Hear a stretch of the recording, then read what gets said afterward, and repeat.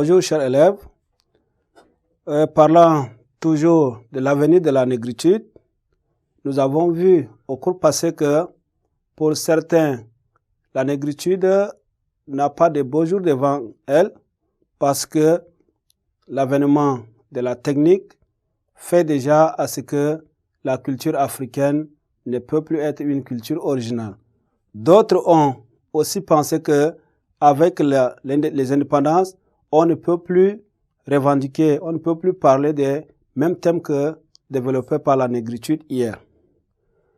Aujourd'hui, nous allons voir un autre aspect pour dire que aujourd'hui, même si on ne peut pas revendiquer le retour aux sources africaines, ce qu'il faut savoir est que la négritude de nos jours doit faire la symbiose de la civilisation ancestrale et celle étrangère. Donc le noir pris dans ce monde doit s'adapter en faisant la symbiose de la civilisation, les deux civilisations qui sont en face de lui. Et c'est ainsi que l'Afrique pourra s'adapter au monde moderne, comme le souligne Robert de la Vignette. Robert de la Vignette dit: le passé du noir ne doit pas être un obstacle à l'adaptation qu'impose le présent. Donc, en connaissant le passé, les hommes ont toujours su tirer profit du présent. Et l'Afrique ne fera pas exception.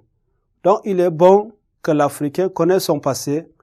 En connaissant ce passé, il pourra tirer des leçons pour l'amélioration du présent.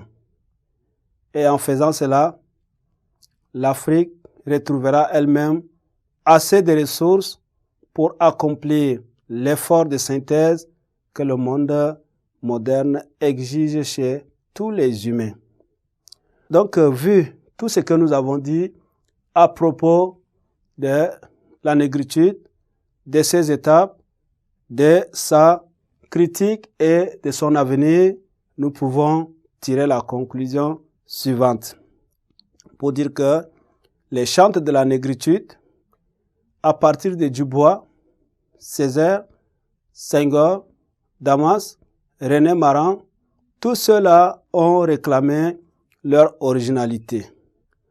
Ils ont revendiqué leurs valeurs et leur personnalité. Mais ils se sont heurtés aux détracteurs de ce mouvement d'affirmation.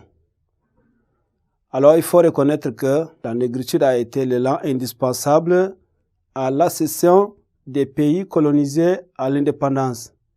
C'est elle qui a fait connaître et reconnaître les valeurs africaines jusqu'alors ignorées. On peut dire que le bilan de la négritude reste positif, bien qu'elle soit dépassée.